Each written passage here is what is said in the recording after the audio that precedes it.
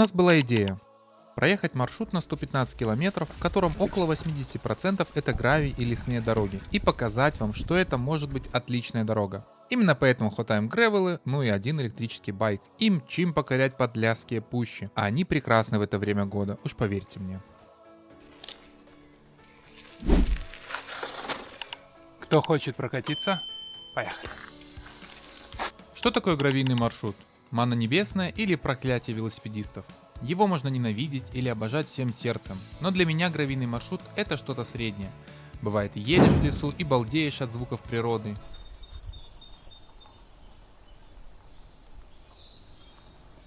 А через 300 метров проклинаешь песок, который не можешь проехать. Да, гравийка это лотерея, особенно незнакомая гравийка, но и она может быть прекрасной и запоминающейся, такой как была у нас в начале апреля. Польское Подлясье богато на гравийные дороги, так как это самый лесистый регион Польши. Когда я первый раз решил проехаться на машине вокруг Белостока, то был удивлен тем, как их тут много. Почему-то раньше казалось, что гравийные дороги это пережиток прошлого. Но нет, они есть и ими активно пользуются. И на самом деле это очень круто. Наш сегодняшний маршрут проходит по Кнышинской пуще. Это один из самых больших лесных массивов Польши, и дорога тут очень разнообразная. Есть как широкие гравийные дороги, на которых могут разминуться две машины, так и обычные лесные тропы, где сложно проехать даже на велосипеде.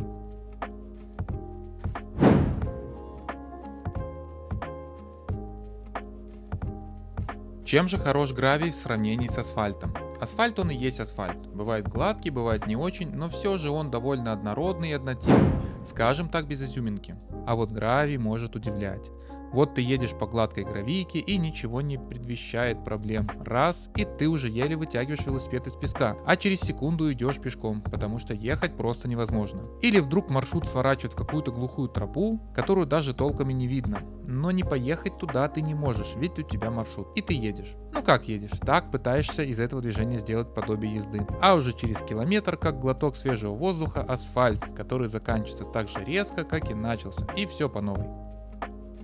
Но ни один асфальт не даст вам столько единения с природой, свежего воздуха, пения птиц, огромного количества цветов, запахов леса, смены растительности. На гравии не машины, а ты с велосипедом царь дороги. По гравию мало кто хочет убивать свой любимый Мерседес или Opel.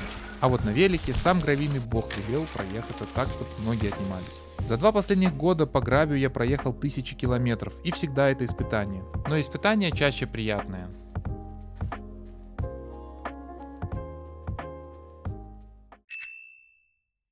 Иногда, конечно, могут случаться казусы. Однажды я участвовал в соревнованиях и маршрут на 100% шел по лесу.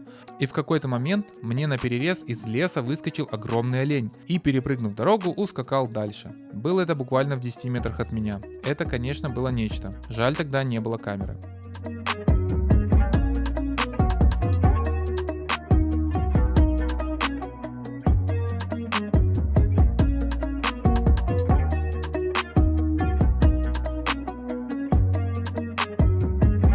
Не сказать, что я фанат гравия, но после очередного асфальтного маршрута меня постоянно тянет в лес.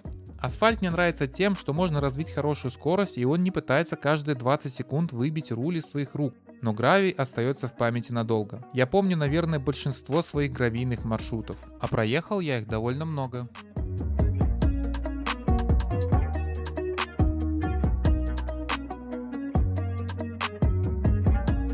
Не стоит бояться гравия, стоит бояться упустить эти незабываемые моменты. Моменты, когда только вы и лес рядом, когда вокруг только звуки природы и никакого города, никаких машин или толп людей, снующих по своим делам. Наслаждайтесь каждой минутой, проведенной на гравии, и не думайте о том, что это сложно. Просто садитесь на велосипед, езжайте в ближайший лес и наслаждайтесь.